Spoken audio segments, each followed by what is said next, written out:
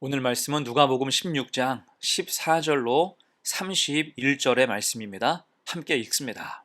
바리새인들은 돈을 좋아하는 자들이라. 이 모든 것을 듣고 비웃거늘 예수께서 이르시되 너희는 사람 앞에서 스스로 옳다 하는 자들이나 너희 마음을 하나님께서 아시나니 사람 중에 높임을 받는 그것은 하나님 앞에 미움을 받는 것이니라. 율법과 선지자는 요한의 때까지요. 그 후부터는 하나님 나라의 복음이 전파되어 사람마다 그리로 침입하느니라. 그러나 율법의 한 획이 떨어짐보다 천지가 없어짐이 쉬우리라. 무릇 자기 아내를 버리고 다른 데 장가드는 자도 간음함이요. 무릇 버림당한 여자에게 장가드는 자도 간음함이니라.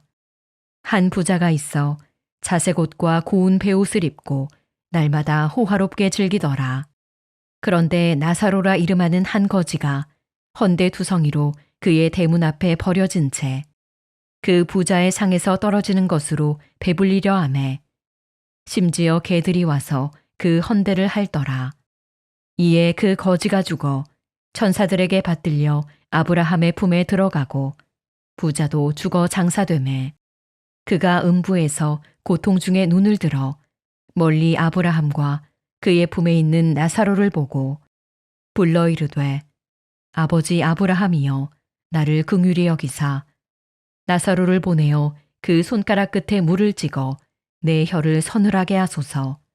내가 이 불꽃 가운데서 괴로워하나이다. 아브라함이 이르되 예 너는 살았을 때에 좋은 것을 받았고 나사로는 고난을 받았으니 이것을 기억하라. 이제 그는 여기서 위로를 받고 너는 괴로움을 받느니라. 그뿐 아니라 너희와 우리 사이에 큰 구렁텅이가 놓여 있어 여기서 너희에게 건너가고자 하되 갈 수 없고 거기서 우리에게 건너올 수도 없게 하였느니라. 이르되 그러면 아버지여 구하노니 나사로를 내 아버지의 집에 보내소서. 내 형제 5이 있으니 그들에게 증언하게 하여 그들로 이 고통받는 곳에 오지 않게 하소서. 아브라함이 이르되 그들에게 모세와 선지자들이 있으니 그들에게 들을지니라. 이르되 그렇지 아니하니이다. 아버지 아브라함이여 만일 죽은 자에게서 그들에게 가는 자가 있으면 회개하리이다. 이르되 모세와 선지자들에게 듣지 아니하면 비록 죽은 자 가운데서 살아나는 자가 있을지라도 권함을 받지 아니하리라 하였다 하시니라. 완악함의 늪이란 제목으로 말씀 증거합니다. 지금 주님은 계속 비유로 말씀하고 계시죠. 심령을 두드리고 계신 것입니다. 그런데도 바리새인들은 미동조차 하지 않았어요. 특히 14절입니다. 바리새인들은 돈을 좋아하는 자들이라.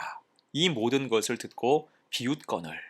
그들은 당장 믿는 구석이 있었습니다. 돈을 추구했어요. 돈만 있으면 문제없다고 여기는 겁니다. 그러니 주님 말씀이 들려와도 실컷 비웃고만 있었던 거지요. 이에 주님은 15절에서 의미 있는 말씀을 하십니다. 예수께서 이르시되 너희는 사람 앞에서 스스로 옳다 하는 자들이나 너희 마음을 하나님께서 아시나니 사람 중에 높임을 받는 그것은 하나님 앞에 미움을 받는 것이니라. 아멘. 그들 생각의 완악함과 그 완악함으로 인한 결말을 경고하시는 것입니다. 그러면서 중요한 비유를 다시 말씀하시죠. 그것이 부자와 거지 나사로의 비유입니다.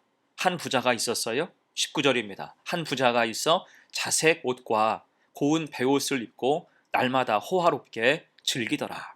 여기서 자색은 왕의 컬러이고요.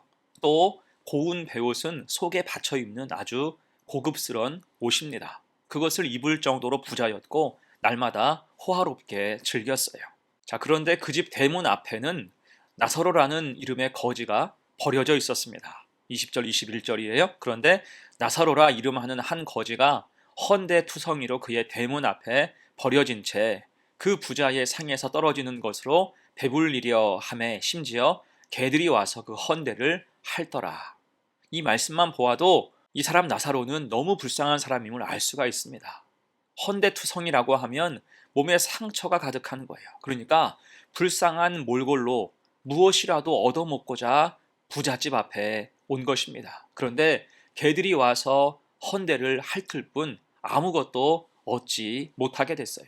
결국 나사로는 그 집 문 밖에서 죽고 맙니다. 심지어 그는 죽어서 장사되었다는 말도 없어요. 세상적으로 아무도 돌봐주지 않고 거들떠 보지 않는 불쌍한 죽음일 뿐이었습니다.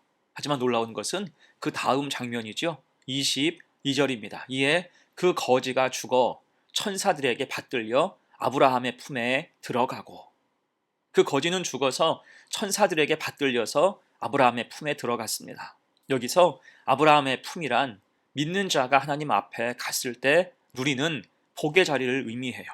자, 그런데 그 뒤에 이제 때가 되어 죽은 부자는 어떻게 됩니까? 22절 하반절 이하죠. 부자도 죽어 장사되매 그가 음부에서 고통 중에 눈을 들어 멀리 아브라함과 그의 품에 있는 나사로를 보고, 부자는 죽어서 성대하게 장사를 치렀지만 그가 간 곳은 음부, 곧 지옥이었습니다. 그곳은 나사로가 있는 곳과는 거리가 먼 고통의 자리였고 꺼지지 않는 불꽃 가운데서 그는 괴로워해야 했습니다.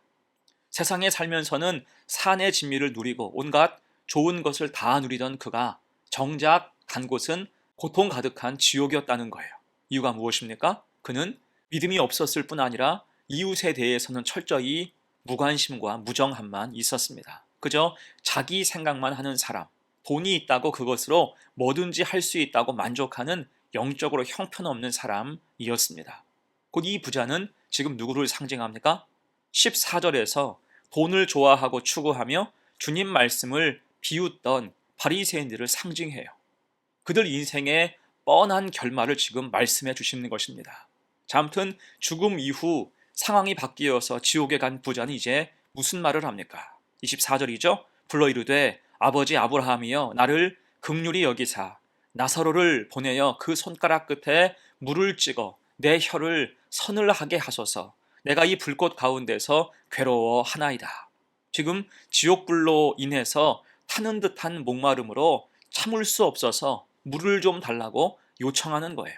이 아브라함은 25절과 26절로 말합니다. 아브라함이 이르되 예, 너는 살았을 때에 좋은 것을 받았고 나사로는 고난을 받았으니 이것을 기억하라. 이제 그는 여기서 위로를 받고 너는 괴로움을 받느니라. 그뿐 아니라 너희와 우리 사이에 큰 구렁텅이가 놓여 있어 여기서 너희에게 건너가고자 하되 갈 수 없고 거기서 우리에게 건너올 수도 없게 하였느니라. 한마디로 더는 구원의 기회가 없다는 거예요. 큰 구렁텅이가 그 사이에 놓여 있어서 천국과 지옥은 서로 교류할 수 없다는 겁니다. 이미 상황은 돌이킬 수 없다는 거예요. 곧 부자는 그가 저지른 죄와 무자비함의 대가를 영원히 받게 됐다는 것입니다. 여러분, 그래서 우리는 주님 말씀을 기억해야 돼요. 마태복음 10장 42절입니다. 또 누구든지 제자의 이름으로 이 작은 자 중 하나에게 냉수 한 그릇이라도 주는 자는 내가 진실로 너희에게 이르노니 그 사람이 결단코 상을 잃지 아니하리라 하시니라. 아멘. 하나님 사랑과 이웃 사랑이 성도의 본분이고 그것을 잘 지킬 때 하나님 주신 상은 기본이라는 것입니다. 자, 이렇게 상황이 절망적이니까 이제 부자는 뜬금없이 자기 식구들을 걱정해요. 27절 28절 이르되 그러면 아버지여 구하노니 나사로를 내 아버지의 집에 보내소서. 내 형제 다섯이 있으니 그들에게 증언하게 하여 그들로 이 고통받는 곳에 오지 않게 하소서. 아무리 남에게는 못된 악인이라도 자기 가족은 귀한 거죠. 그렇게 생각해 보니까 자기 형제들도 별반 자신과 다르지 않다는 것입니다. 지옥이 예약된 삶이라는 거예요. 그래서 구원의 기회를 부탁하는 것입니다. 하지만 그런 생각도 이미 늦은 것이었어요. 아브라함이 29절에서 말합니다. 아브라함이 이르되 그들에게 모세와 선지자들이 있으니 그들에게 들을지니라. 이미 주어진 말씀, 율법이 있다는 거죠. 지금 주신 것만으로도 충분하다는 것입니다. 그러자 부자가 다시 간청해요. 30절 이르되 그렇지 아니하니이다. 아버지 아브라함이여 만일 죽은 자들에게서 그들에게 가는 자가 있으면 회개하리다. 곧 부자는 지금 표적을 구하는 거예요. 말씀으로도 안 되면, 이미 주신 율법으로도 안 되면 특별한 기적이나 표적을 좀 달라는 것입니다. 자, 여러분, 이 모습이 또 누굴 닮았습니까? 이 말씀 역시 서기관과 바리새인의 완악함을 꼬집어서 하신 말씀이에요. 그들은 주님 말씀을 믿지 않으면서도 늘 자신들을 믿게 할 만한 새로운 표적을 요구하곤 했습니다. 하지만 주님은 그들에게 표적 보이기를 거부하셨죠. 그들은 이미 그 어떤 표적을 보여주어도 믿기를 거부할 만큼 완악한 마음의 소유자임을 아셨기 때문입니다. 그래서 아브라함은 확인하듯 31절에서 말씀해요. 이르되 모세와 선지자들에게 듣지 아니하면 비록 죽은 자 가운데서 살아나는 자가 있을지라도 권함을 받지 아니하리라 하였다 하시니라. 아멘. 지금 말씀 앞에 온전히 서지 않는다면 어떤 표적이나 기적도 소용이 없다는 것입니다.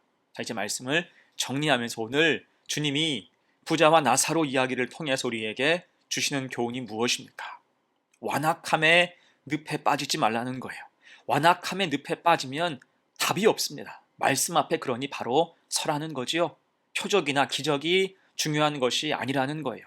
완악하여서 말씀 앞에 서지 못하면 그 어떤 표적이나 기적도 소용이 없어지는 겁니다. 대신 말씀 앞에서 무장 해제하면 표적이나 기사가 아니라 그 말씀만으로도 충분할 수 있다는 거지요.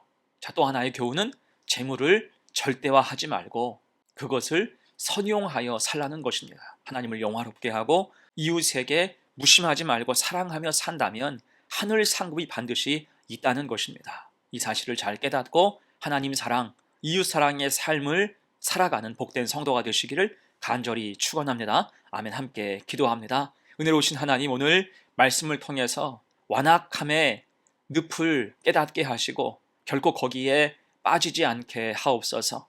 말씀 앞에 온전히 서게 하셔서 세상을 빵으로만, 돈으로만 살려고 하지 않게 하시고 말씀으로 살게 하시며 그 말씀이 능력되어서 무정한 자, 무자비한 자가 아니라 따뜻함과 친절함이 있는 예수 닮은 인격으로 이 땅을 살게 하옵소서. 그래서 하나님을 기쁘시게 하며 영화롭게 하는 복된 삶을 살아가게 하옵소서. 감사드리며 예수님의 이름으로 기도합니다. 아멘.